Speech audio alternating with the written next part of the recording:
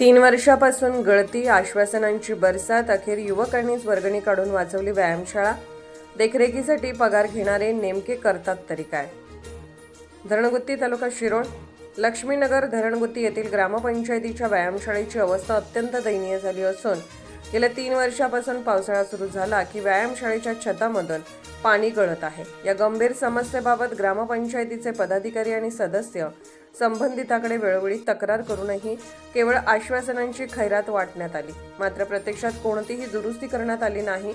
मागील महिन्यात झालेल्या मुसळधार पावसात व्यायामशाळेत मोठ्या प्रमाणात पाणी शिरल्याने संपूर्ण जिम पाण्याखाली गेली होती.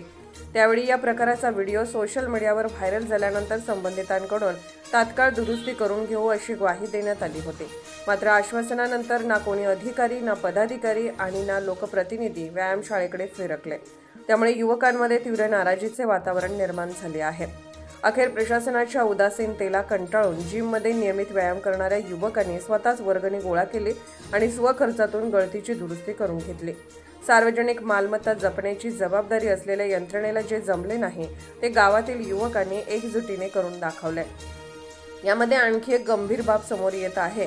व्यायामशाळेची देखरेख आणि जिम ट्रेनर म्हणून एका व्यक्तीला दरमहा मानधन पगार दिला जात असल्याची माहिती आहे. मग 3 वर्षापासून ही समस्या कायम असताना संबंधित व्यक्तीने ग्रामपंचायतीकडे किती वेळा पाठपुरावा केला?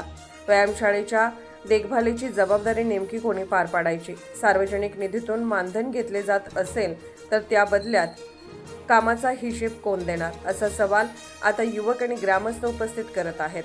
गावातील युवकांच्या आरोग्यासाठी उभारण्यात आलेल्या व्यायामशाळेची अशी दुर्दशा होत असताना जबाबदार यंत्रणा मात्र बघ्याची भूमिका घेत असल्याची टीका होत आहे.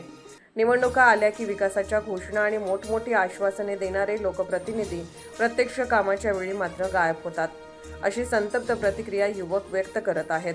आता तरी ग्रामपंचायत प्रशासन आणि संबंधित पदाधिकारी या प्रकाराची गंभीर दखल घेऊन जबाबदारी निश्चित करणार का, की पुढेही सार्वजनिक मालमत्तेच्या दुरुस्तीसाठी युवकांनाच वर्गणी काढावी लागणार, असा संतप्त सवाल लक्ष्मीनगरातील युवकांनी उपस्थित केला आहे.